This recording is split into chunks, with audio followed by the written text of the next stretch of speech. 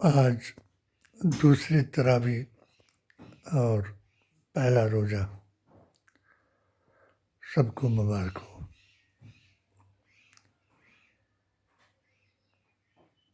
रोज़ा गुनाहों की ढाल है और इस माह में यूसीसी और नागरिकता कानून को लाना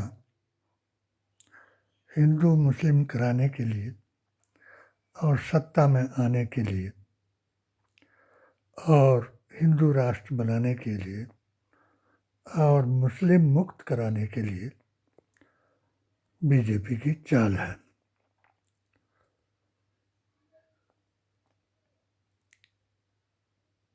ये भारतीय संविधान, कुरान और नबी के फरमान को मानने वाले को चाहिए कि वो आतिउल्लाह व रसूलिही व उलिल अम्र मिनकुम को समझे और कोई भी अपने को मुस्लिम स्कॉलर या 1949 के संविधान के फैसले और फैजाबाद हाई कोर्ट के फैसले के मुताबिक अपने को उन मुसलमानों से ना जोड़े जो औरंगजेब को वली कहते थे और नबी करीम सल्लल्लाहु अलैहि वसल्लम को अपने जैसा आदमी। जिनको वेद पुराण गीता ग्रंथ और कुरान का ज्ञान है वो नूर अवतार और किताब पर यकीन करते हैं और जो इसके अलावा प्रवचन, भाषण या किसी पॉलिसी को इम्पोज करते हैं, दूसरे पर थोपते हैं, वही अज्ञान है और मुताबिक कुरान वही शैतान की शय पर चलने वाले मुसलमान हैं। इसलिए सूरह अल इमरान की आयत 104 के मुताबिक अच्छाइयों की तरफ बुलाए और बुराइयों से रोके। यही आखिरी नबी का पैगाम है।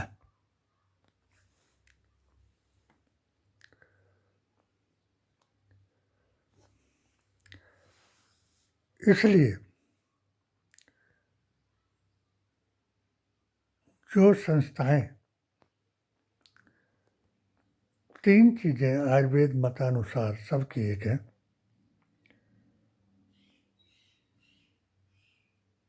खुदा, धर्म और डीएनए, और हैवान और इंसान में केवल धर्म का फर्क है। अपने जीने के स्टाइल को धर्म नहीं कहा जाता जो क़यामत का निशान है।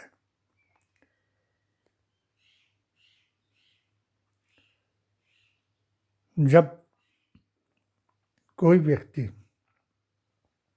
समाज सेवा करना चाहता है तो वह किसी सच्ची संस्था के साथ जुड़कर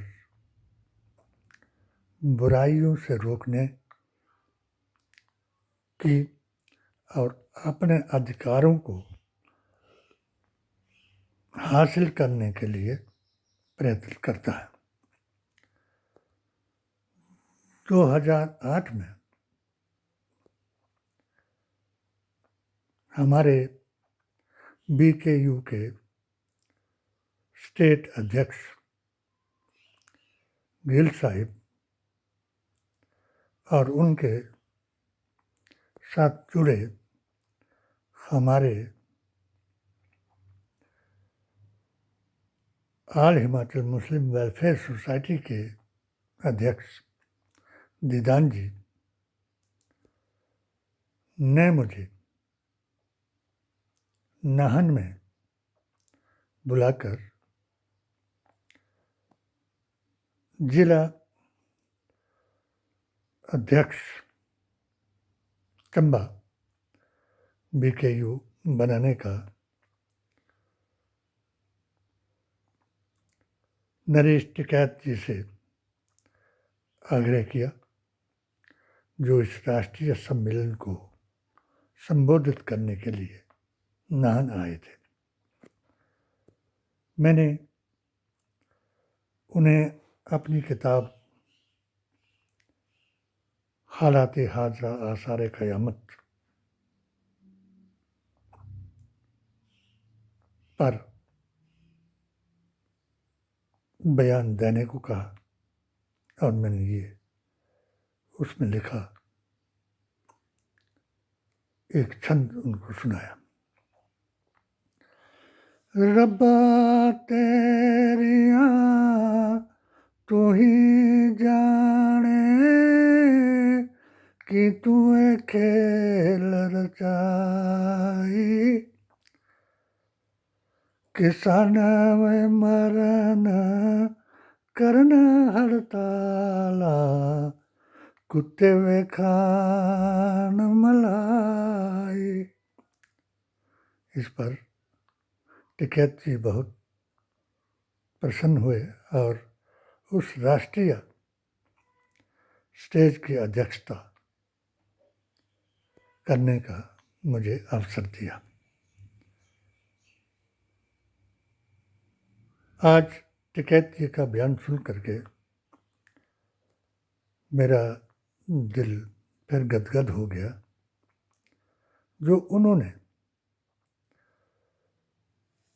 कुछ कांग्रेसियों को बीजेपी की तरफ जाने का इशारा किया कि ये क्यों जा रहे हैं, और जो उन्होंने इसका जवाब दिया वही आज धन, धर्म और धमकी के कारण सामने आ रहा है। और इसलिए अपने अपने झुंड या अपने अपने परिवार में आदमी जा रहा है। यहाँ मैं कुछ कठोर शब्द का इस्तेमाल ना करूं। हमारे यहाँ एक कहावत है कि चोर चोर सगे मसेरे भाई। हर एक आदमी को अपने कुटुंब की, अपने परिवार की याद तब आती है जब उसके ऊपर 3 प्रकार की ये आपत्ति जो है वो थोपी जाती है: धन, धर्म और धमकी। जो मौत के लिए आदमी को जिम्मेदार ठहराता है वो अज्ञान है, क्योंकि तेरे हुक्म बिन जर्रा जुम्बश न खाए, जगह से हिलकर कहीं एक पत्ता न जाए, तेरी जात है पाक परवरदिगार, किए तूने आलिम इसमें 18,000। यानी आखिरी अवतार के बाद हर युग में मुजद्दिद आलिम पैदा होंगे जो इन 3 चीज़ों से नहीं डरेंगे। यानी रोज़ों के बारे में जो हुक्म है कि आज मैंने रोज़ा रखा, ये मेरा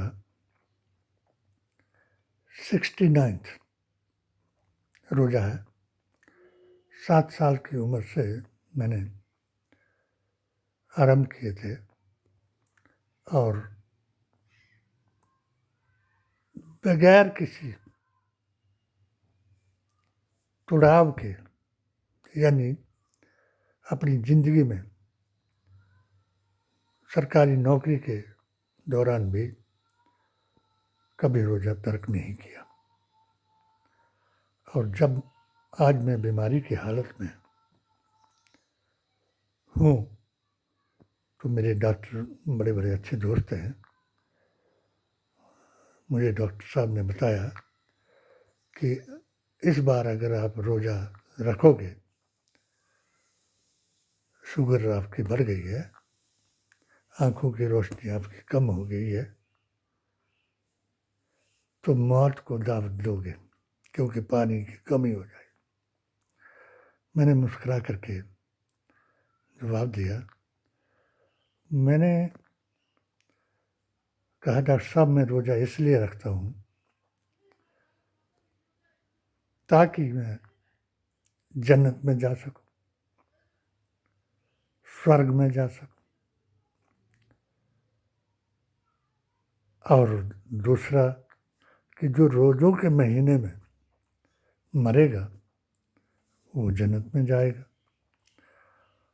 और जो अपनी ज़िंदगी का आखिरी रोज़ा समझ करके रोज़ा रखेगा तो उसको वो परवरदिगार तंदुरुस्ती देगा और अगले साल का रोज़ा रखने की भी हिम्मत देगा। इसलिए मैं आपकी बात से सहमत नहीं हूँ। मैं 16 संस्थाओं के साथ जुड़ा और मैंने जात, जमात और धर्म के नाम पर पाखंड करने वालों का मुकाबला किया। जब इसी जमात ने, बीजेपी ने, राष्ट्रीय अध्यक्ष या वक्फ बोर्ड का अध्यक्ष बनने के लिए मेरे साथ पाखंड किया तो मैंने इनको भी इस्तीफा दे करके ऑल इंडिया सुन्नी सूफी जमात का गठन किया। और अब आज के वक्त में जो ऐसे लोगों को जो धर्म का पाखंड करके देश को तोड़ना चाहते हैं, संविधान के अधिकारों से वंचित करना चाहते हैं, उनका जवाब देने के लिए पीडीए का गठन किया। और मैं उसका, मुझे जो इनका संयुक्त संगठन चला हुआ है ये पीडीए का, यानी आदिवासी पिछड़ा वर्ग अल्पसंख्यक का गठन किया हमारे ताराचंद जी रनौत ने। तो मुझे भी गुरु रविदास जयंती पर बिलासपुर में अपने संगठन को इनके साथ मिला करके अपने अधिकारों की लड़ाई लड़ने का आग्रह किया। इनका मैं धन्यवादी हूँ। और उस दिन ही मैंने मेरा अपना उद्देश्य जो था, हमारा उद्देश्य एक ही है कि जो संविधान को तोड़ने की कोशिश करेगा वो अपने स्वार्थ के लिए इस देश का टुकड़ा करेगा, और जिन लोगों ने आज़ादी लाई, जिन लोगों ने संविधान बनाया, उनकी तौहीन करेगा। इसलिए सब्र और नमाज से काम लिया जाए, और जो डर के मारे शरणम गच्छामि कर रहे हैं, वो इनसे तंग आकर के बुरों की शरण में जाने की कोशिश न करें। हमारे जिस एक ज्ञान के भंडार ने, सर्वधर्म सौहार्द के प्रतीक ने ये संविधान लिखा था, जब ऐसी हालत में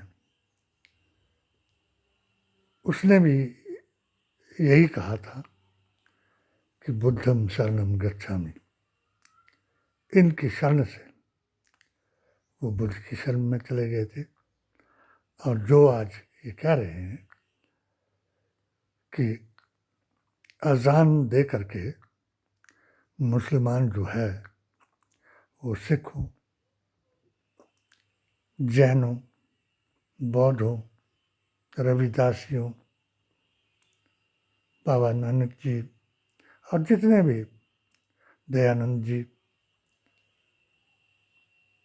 कबीरपंथी, कि भाई उनके अकाबिरों के वो बेइज्जती कर रहे हैं, तौहीन कर रहे हैं, और हमारे 33 करोड़ देवताओं की भी वो तौहीन कर रहे हैं, बेइज्जती कर रहे हैं। क्योंकि वो कहते हैं कि अशहदु अन्ना मुहम्मदुर रसूलुल्लाह। अपने इन वक्ताओं और प्रवक्ताओं को बता दें कि जिस तरीके से तुमने हिंदू मुसलमान कराने का राग छेड़ा है, तुम 1000 यूसीसी लाओ, तुम 1000 नागरिक अभियान लाओ, ये मैं जिनको मेरे 16 फतवों पर एतराज़ है उनसे मेरी बहस कराएं।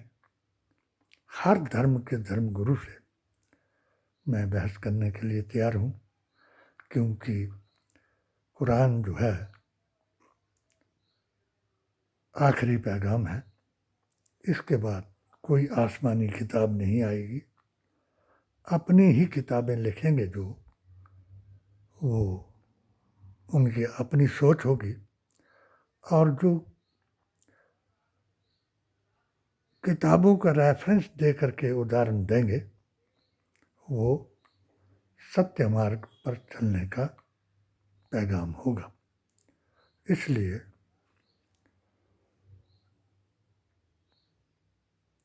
जो भड़काऊ भाषण ये दे रहे हैं, इनके पास अब कोई भी ऐसा संकल्प नहीं रहा जिससे ये सत्ता में आ सकें।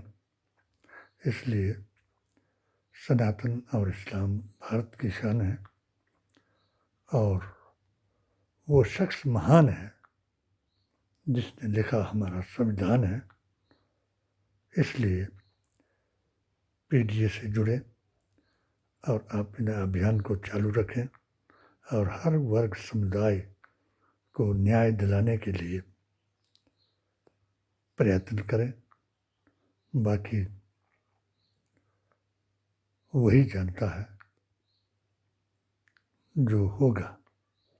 कोई किसी को मार नहीं सकता, और तुम किसी को मारने के लिए उत्तेजित करते हो तो बुराई का बदला बुराई से ले रहे हो, और बुराई से नुकसान होता है। और नुकसान इतना होता है कि जिस तरीके से नोटबंदी से 20 साल हमारी आर्थिक व्यवस्था पीछे चली गई, उसी तरह हमारा राजनीतिक, धार्मिक और सामाजिक अधिकार भी हनन होता जाएगा। सब्र से काम लें और अपने अभियान को जारी रखें। जय हिंद, जय भारत।